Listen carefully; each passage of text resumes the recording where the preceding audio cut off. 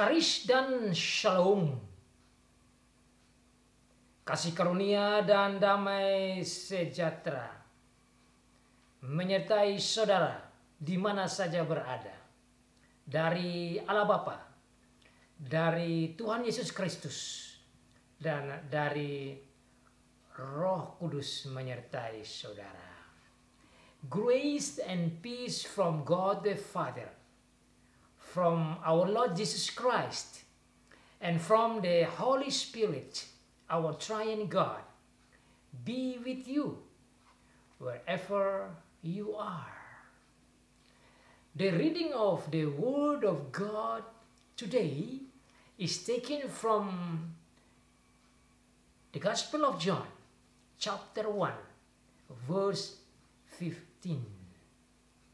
Bacaan firman Tuhan bagi kita pada hari ini terambil dari kitab Yohanes, Injil Yohanes, pasal pertama ayat yang ke-15.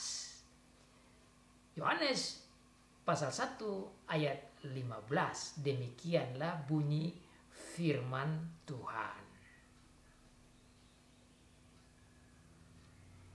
Yohanes memberi kesaksian tentang Dia dan berseru, katanya, inilah Dia yang kumaksudkan ketika aku berkata, kemudian daripadaku akan datang Dia yang telah mendahului aku, sebab Dia telah ada sebelum aku. Saya akan membaca firman Tuhan dari kitab bahasa Inggris, Alkitab bahasa Inggris, New International Version, karena ini satu ayat saja. I'm going to read from English version, which is New International Version or NIV, because only one verse anyway. John chapter 1 verse 15. John testifies concerning Him. He cries out, saying, this was He of whom I said, He who comes after me has surpassed me, because He was before me. So far, the reading of the Word of God. Blessed is he who reads and those who listen and obey the Word of God. Demikianlah jawab pembacaan firman Tuhan. Diberkati bagi setiap anak Tuhan yang membaca, yang mendengar, dan yang melakukan firman Tuhan. Tema khotbah bagi kita dari teks yang kita baca tadi adalah sebagai berikut.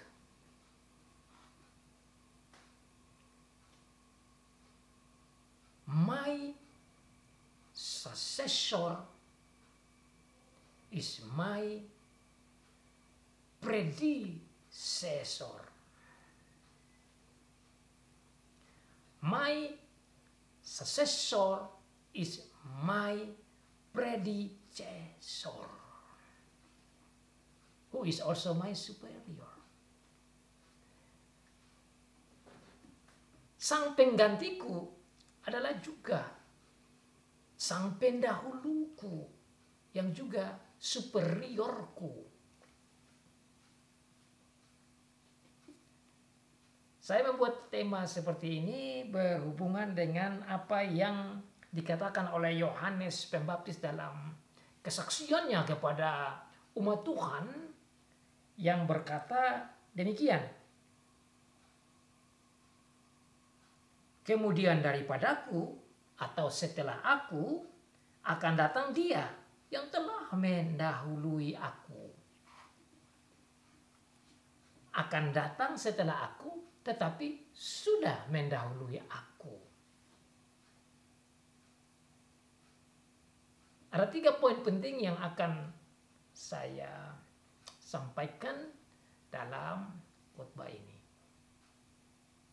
Yang pertama tentang Dia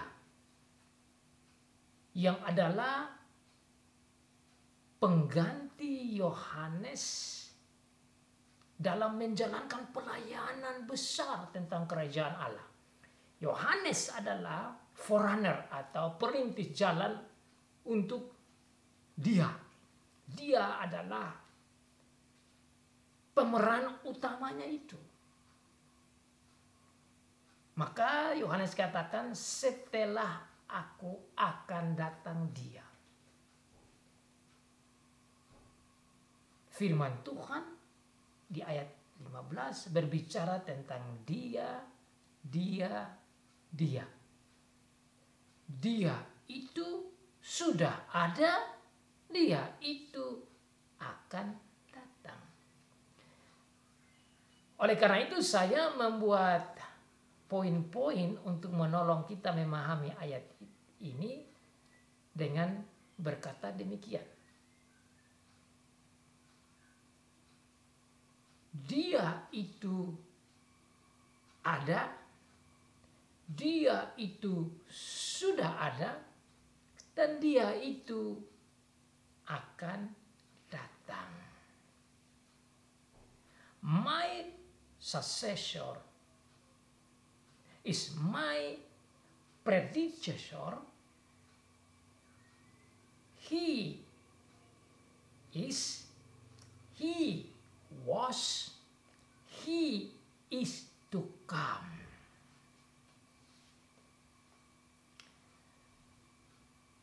Yang akan meneruskan pelayanan kerajaan Allah adalah Dia yang saya saksikan, yang tidak lain adalah Anak Allah yang menjadi manusia yang dikenal dengan nama Yesus Kristus, Sang Juru Selamat.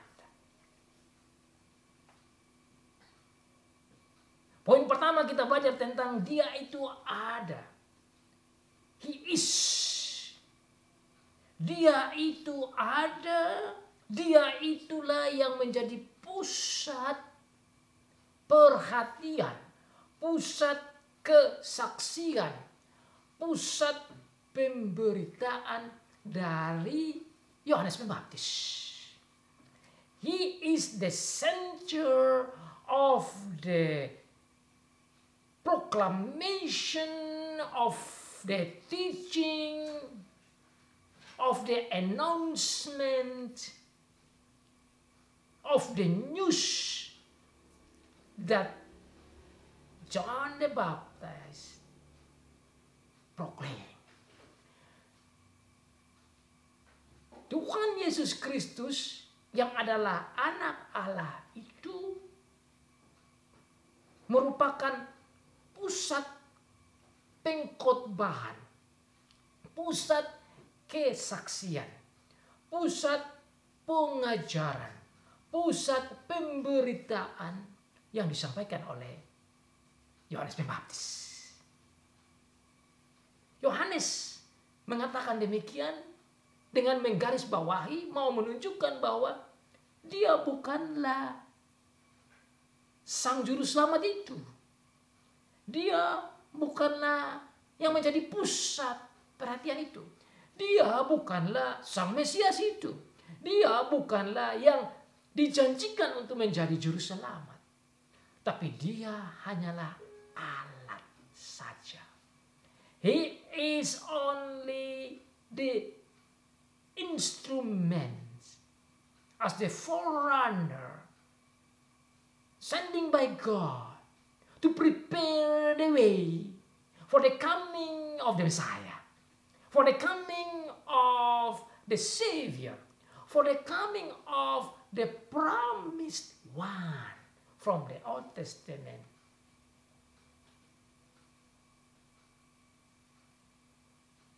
Yohanes berkata dalam ayat 15 bahwa dia memberi kesaksian. Dia berkata bahwa saya berseru kepada kamu. Inilah dia yang aku maksudkan. Menggarisbawahi bahwa Yohanes Pembaptis adalah inferior. Tuhan Yesus Kristus adalah superior. Yohanes Pembaptis adalah pemberita. Tuhan Yesus Kristus adalah isi berita. Yohanes Pembaptis adalah pengkhotbah. Tuhan Yesus Kristus adalah isi khotbah, pusat khotbah. Yohanes Pembaptis adalah pengajar. Tuhan Yesus Kristus adalah isi pengajaran, pusat pengajaran. Yohanes Pembaptis adalah hamba yang melayani. Tuhan Yesus Kristus adalah pusat pelayanannya, tujuan pelayanannya, isi pelayanannya, sasaran pelayanannya. Jesus is the goal. Jesus is the content of the preaching and teaching and witnessing of John. So that's why in the beginning of the verses it says, John is not the light. Jesus is the light. John is not the one. John is not the light. Jesus is the light. John is not the one who has the life. Jesus is the one who has the life. John is not the creator. Jesus is the creator. John is not a God or the God. Jesus is the God. John is not the Logos. Jesus is the Logos. Dari ayat-ayat sebelumnya yang telah kita pelajari, saudara, kita mau diajarkan oleh Tuhan Yesus Kristus lewat Rasul Yohanes dengan menggali tentang sejarah pelayanan Yohanes Pembaptis dibandingkan dengan Tuhan Yesus Kristus yang adalah Allah dan Yohanes Pembaptis yang adalah manusia saja. Yohanes Pembaptis bukanlah terang itu. Tuhan Yesus adalah terang itu. Yohanes Pembaptis bukan pemegang hidup itu. Tuhan Yesus adalah pemegang hidup itu. Yohanes Pembaptis bukan pemberi hidup yang kekal. Tuhan Yesus Kristus adalah pemberi hidup yang kekal. Yohanes Pembaptis bukan pencipta. Tuhan Yesus Kristus adalah pencipta. Yohanes Pembaptis bukanlah Logos atau firman itu. Tuhan Yesus Kristus adalah Logos atau firman itu. Yohanes Pembaptis bukan ada dari kekal sampai kekal bersama Allah. Tuhan Yesus Kristus itu adalah anak Allah bersama dengan Allah. Yohanes Pembaptis hanyalah manusia. Tuhan Yesus Kristus adalah anak Allah yang adalah Allah. He is God. He is the true God. Itu yang disampaikan oleh Tuhan Yesus Kristus lewat Rasul Yohanes, membandingkan Yohanes Pembaptis dengan Tuhan Yesus Kristus sendiri. Makanya di dalam ayat-ayat selanjutnya, saudara, kita belajar tentang Yohanes Pembaptis dalam memberikan kesaksiannya. Saudara bisa baca di ayat yang ke-6 dan 7 bahkan 8 dikatakan demikian. Datanglah seorang yang diutus Allah. Namanya Yohanes, maksudnya Yohanes Pembaptis. Ia datang sebagai saksi untuk memberi kesaksian tentang itu, supaya oleh dia semua orang menjadi percaya. Ia, maksudnya Yohanes Pembaptis, bukan terang itu. Tetapi ia harus memberi kesaksian tentang terang itu. Terang itu tidak lain adalah Tuhan Yesus Kristus sendiri. Makanya dalam ayat yang ke-15 ini, Tuhan Yesus menggunakan Rasul Yohanes untuk menulis kembali tentang perbedaan pelayanan dan perbedaan posisi, perbedaan jabatan, perbedaan pusat perhatian di antara Tuhan Yesus dan Yohanes Pembaptis. Di sini kita belajar bahwa Yohanes Pembaptis hanyalah alat saja untuk menyiapkan jalan bagi kedatangannya Tuhan Yesus Kristus. Yohanes Pembaptis adalah penyaksi tentang Tuhan Yesus. Tuhan Yesus adalah isi kesaksian itu. Makanya saudara, di dalam ayat yang ke-15 saudara melihat beberapa kali Yohanes berbicara tentang dia. Tidak dibicarakan tentang dianya Yohanes, tapi dibicarakan tentang dianya Tuhan Yesus Kristus.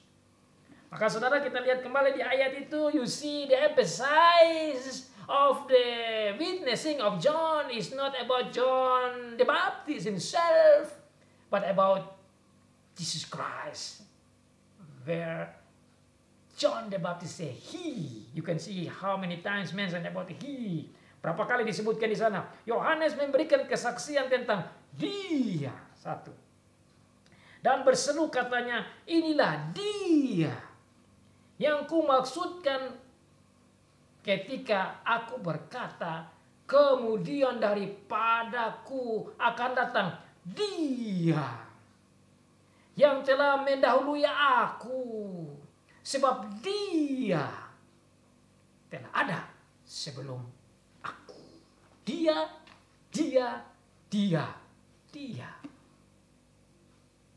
Fokusnya ke dia, yang tidak lain adalah Tuhan Yesus Kristus, Juru Selamat kita, yang adalah anak Allah, yang adalah Mesias. Jadi saudara, Alkitab selalu mengarah dan berbicara kepada dan tentang dia. Makanya kita boleh simpulkan bahwa isi pemberitaan dari Yohanes Pembaptis, bahkan Rasul Yohanes yang menulis Injil Yohanes ini, berpusat pada Tuhan Yesus Kristus. Khotbah yang berpusat pada Kristus. Kesaksian yang berpusat pada Kristus. Pengajaran yang berpusat pada Kristus. Pemberitaan yang berpusat pada Kristus. Pengumuman, announcement yang berpusat pada Kristus.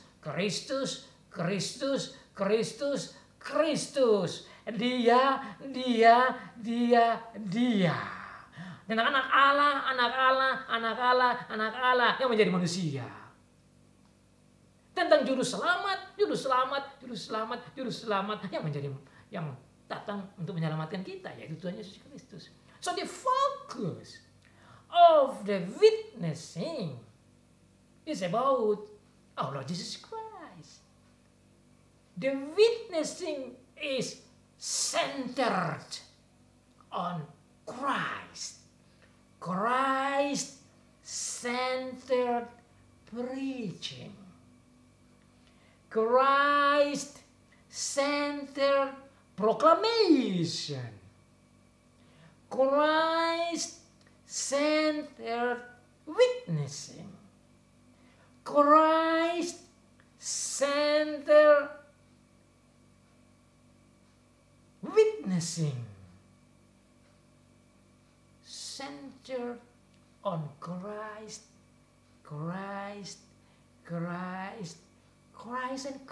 all the time. And if you continue to see in the Bible, specifically in here, you see that the center is only on Jesus Christ. Pusatnya hanya ke Tuhan Yesus Kristus. Khotbah, pengumuman, pengajaran, pemberitaan, kesaksian yang berpusat pada Kristus. Itu yang kita belajar dan itu yang harus kita buat dalam pelayanan kita. Tentang Dia itu, Christ, Jesus, the Son of God, the Messiah, Anak Allah, Mesias yang dijanjikan, Juru Selamat, Penebus, Penyelamat kita, Pencipta kita, Allah yang setia dengan kita. Pusat pemberitaan, kesaksian, pengajaran, proklamasi yang disampaikan oleh Yohanes Pembaptis adalah kepada Tuhan Yesus Kristus yang akan datang setelah Dia, tetapi dikatakan selanjutnya telah mendahului Yohanes karena Dia telah ada sebelum aku. Ini hal yang luar biasa, saudara, untuk kita renungkan bagian kedua. He was. Dia telah ada. Yohanes katakan dalam kesaksiannya, dia bilang, setelah aku ini dalam memberitakan tentang kerajaan Allah, menyiapkan hati bapak-bapak, anak-anak, keluarga untuk menyambut kerajaan Allah, yaitu kedatangan Mesias, setelah aku akan datang. Jadi Yohanes mau katakan bahwa Dia dulu baru Tuhan Yesus. Tetapi dalam kalimat selanjutnya luar biasa kesaksian Yohanes Pembaptis. Dia akan datang, tetapi Dia telah mendahului aku. Dia telah ada. Jadi Tuhan Yesus itu ada di sini. Anggaplah akan datang di future. Dia belum ada tapi akan datang. Tetapi Dia yang akan datang ini sudah ada sebelum aku ada. Makanya saya pakai poin yang kedua itu he was. He is, but he was. Luar biasa, saudara.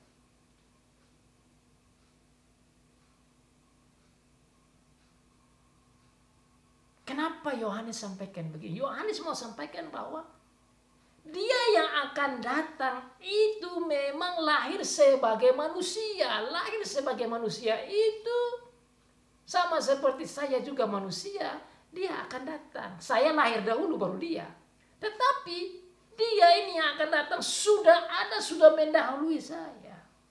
He is my predecessor. Dia pendahuluku. He is my superior. Dia hebat. Dia maha kuasa. Jadi dengan kata mendahului aku.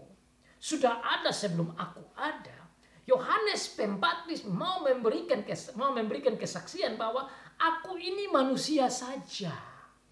I only a human being because I am now. But the one who come after me, who's going to bring the news about the kingdom of God and it's our Savior,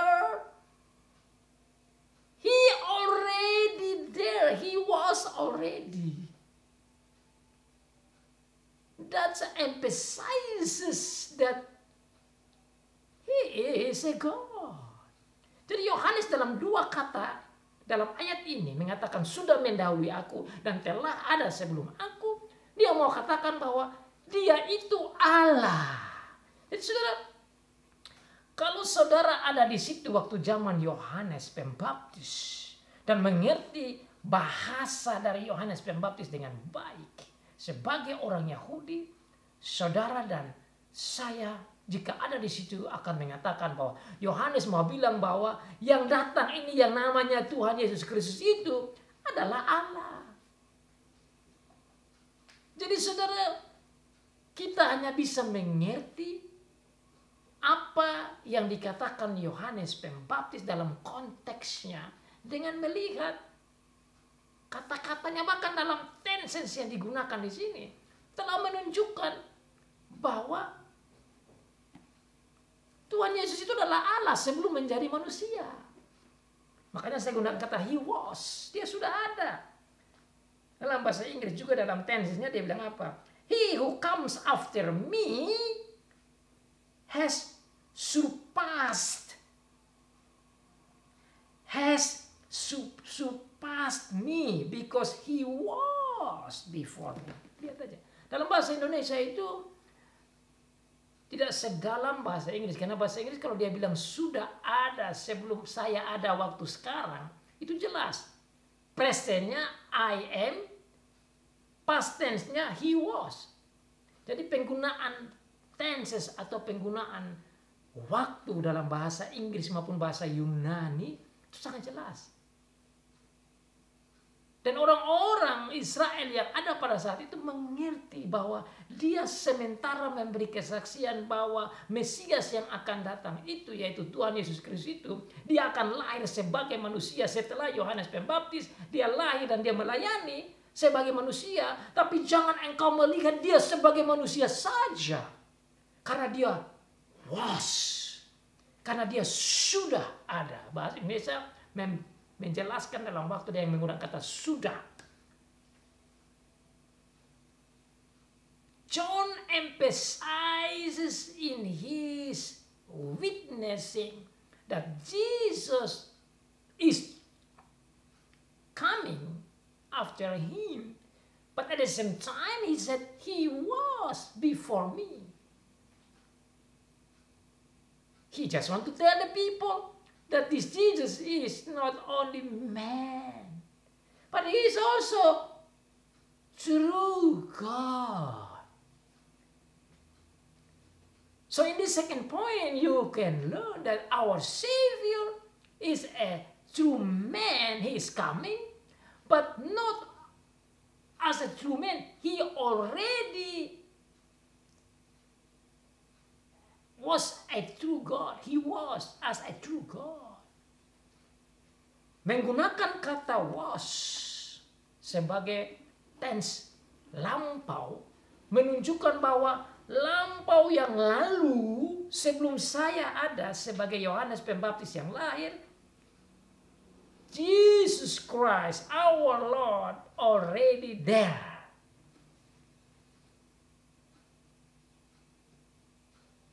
Luar biasa saudara. Kesaksian ini luar biasa. Makanya saudara, kita tidak bisa menarik kesimpulan dari firman Tuhan menurut konteks kita, sementara kita tidak mengerti konteks waktu itu, termasuk konteks the real original purpose of proclamation and witnessing. Tujuan pertama itu harus kita lihat dengan arti-arti bahasanya waktu itu. Tidak bisa kita mengerti arti bahasa waktu itu dengan menggunakan bahasa kita sekarang dan konteks kita sekarang. Tidak bisa. Oleh karena itu saudara, banyak orang salah mengerti dan melihat Tuhan Yesus hanya is saja sebagai manusia, tapi tidak lihat Tuhan Yesus sebagai was. Before becoming man, is man. Dia sudah di sana sebagai Allah. He was there. Dengan demikian saudara, di dalam ayat yang ke-15 ini, sekali lagi kealahan dari Tuhan Yesus Kristus itu digarisbawahi, di underline, diperhatikan, diutamakan sekali. Kalau saudara ikut baik-baik apa yang saya khotbahkan dari ayat per ayat, saudara bisa lihat bahwa ulang per ulang lewat pasal 1 ini Tuhan Yesus Kristus menggunakan Rasul Yohanes untuk menulis bahkan mengangkat kesaksian Yohanes Pembaptis untuk menyatakan tentang kealahan dari Tuhan Yesus Kristus, selain berbicara tentang kemanusiaan dari Tuhan Yesus Kristus yang minggu lalu juga kita belajar dari Yohanes 1 ayat 14. So the emphasis of the proclamation and the news from this text of John chapter 1, our Lord Jesus Christ using Apostle John, to use the witness of John the Baptist in order to tell the people, you and me, now to understand the importance of the nature of our Lord Jesus Christ as the true God and as the true man. Ini luar biasa kasih sayang Tuhan dengan ayat ini, saudara. Jadi kalau saudara hanya melihat Tuhan Yesus sebagai manusia saja, maka saudara miss the point. Saudara tidak melihat tujuan dari Tuhan Yesus, tujuan dari Allah Bapa, tujuan dari Roh Kudus dalam menggunakan Rasul Yohanes menulis ayat-ayat ini. Tapi jika saudara melihat dengan apa yang disampaikan oleh Tuhan Yesus lewat Rasul Yohanes dan apa yang disaksikan oleh Yohanes Pembaptis, saudara dan saya akan menerima maksud yang luar biasa itu. Bahwa dia adalah Allah sejati. He was. Sebagai Allah sejati, dia adalah pemegang hidup. Sebagai Allah sejati, dia adalah pencipta. Dia adalah terang. Dia adalah juru selamat. Bisa menyelamatkan kita sebagai juru selamat.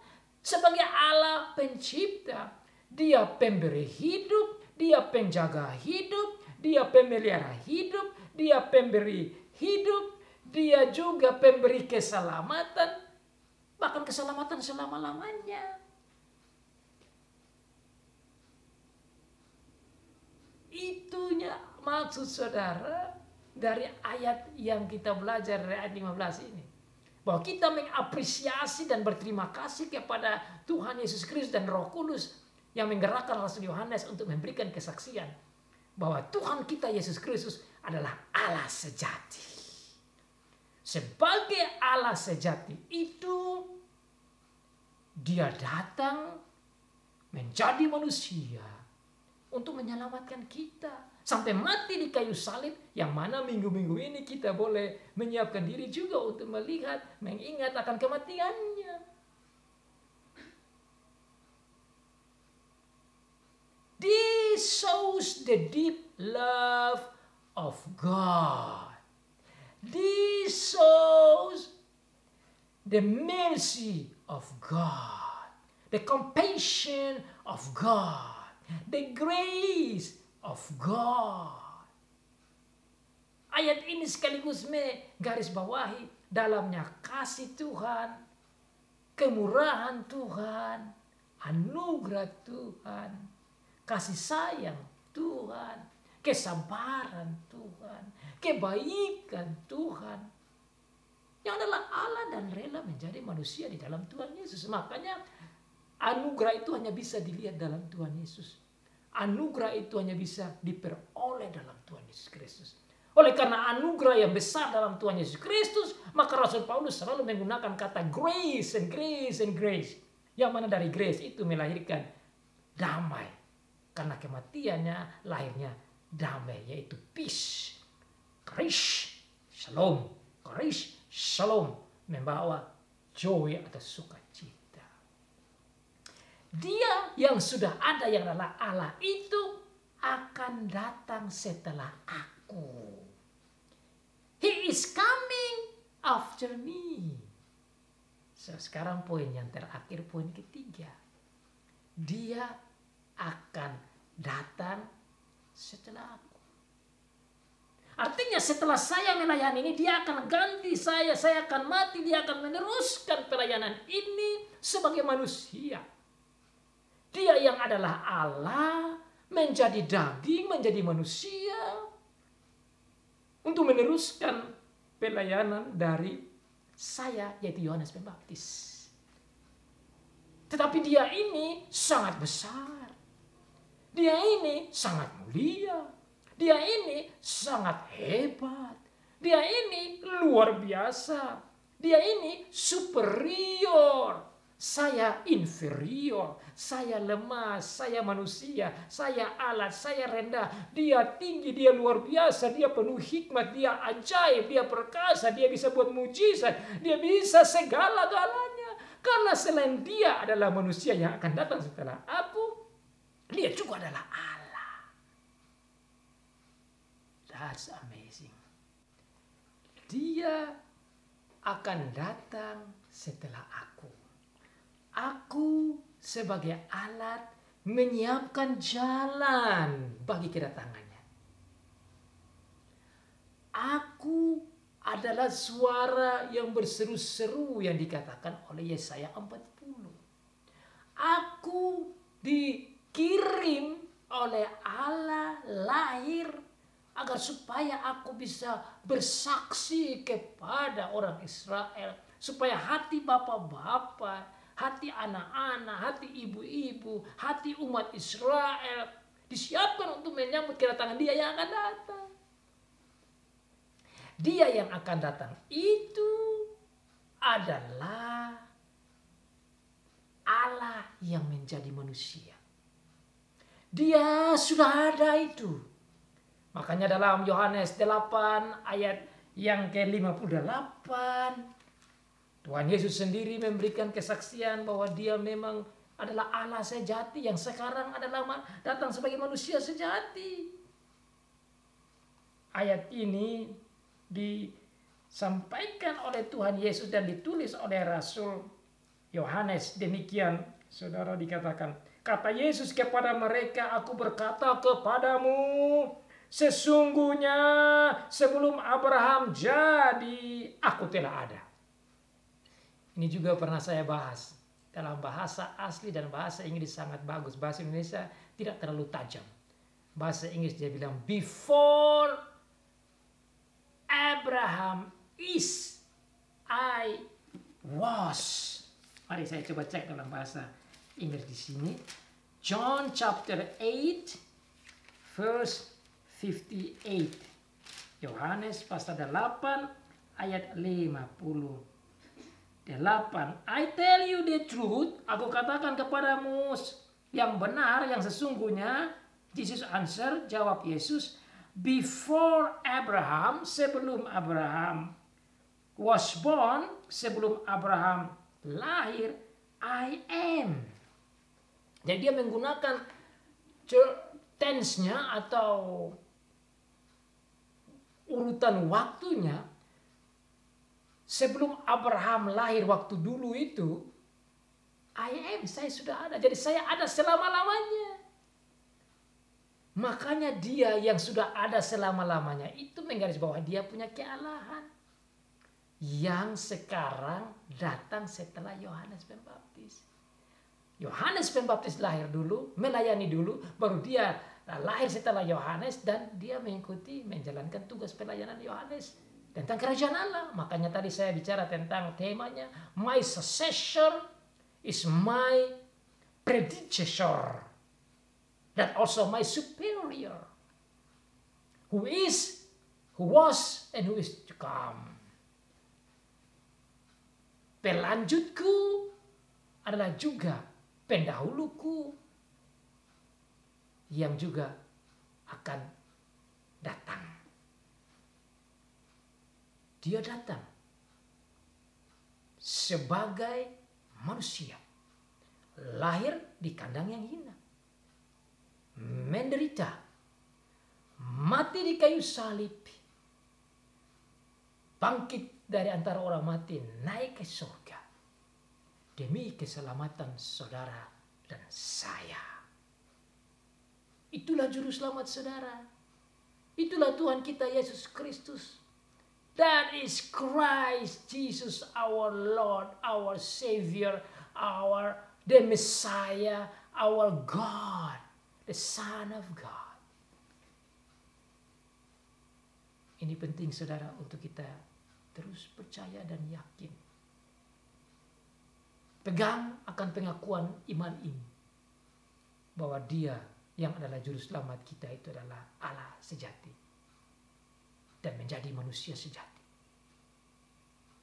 yang disaksikan oleh Yohanes Pembaptis dan yang datang setelah Yohanes Pembaptis dan yang melaksanakan tugas pelayanan sebagai yang dijanjikan Mesias dan yang diurapi dan yang menderita mati demi saudara dan saya. Kita berterima kasih kepada Tuhan yang telah mengutus Tuhan Yesus Kristus sebagai bukti kasih-Nya bagi kita. Kita berterima kasih bahwa Dia yang adalah juru selamat itu juga adalah Allah sejati, yang tidak pernah meninggalkan kita dan katakan, I am with you until the end of the age. Dia yang setia itu sebagai juru selamat yang adalah Allah sejati dan yang telah menjadi manusia sejati adalah Allah yang sangat baik. Dan katakan, aku menyertai kamu sampai akhir zaman. Ada perang Ukraina dan Rusia yang tinggi ketegangannya membuat kita khawatir kemungkinan bisa terjadi perang dunia ketiga. Ada pandemik yang datang dengan berbagai macam variannya sudah sampai ke Omikron dan membuat kita khawatir. Ada gempa bumi sini sana di tahun 2022 ini. Membuat kita juga was-was. Semua yang akan kita hadapi, kita tidak tahu secara pasti. Tapi kita tahu pasti kita punya juru selamat yang adalah Allah yang setia dengan kita. Dia telah mengasihi kita dan Dia tetap mengasihi kita dan Dia selalu mengasihi kita dan Dia selalu bersama dengan kita. Di tahun ini, tahun yang akan datang dan selama-lamanya. God be with you, bless you, and may you enjoy your life in His presence and His love. Tuhan memberkati saudara dan bersama dengan saudara sebagai Allah yang sejati itu dalam Tuhan Yesus Kristus. Memberkati saudara dan saya. Amin.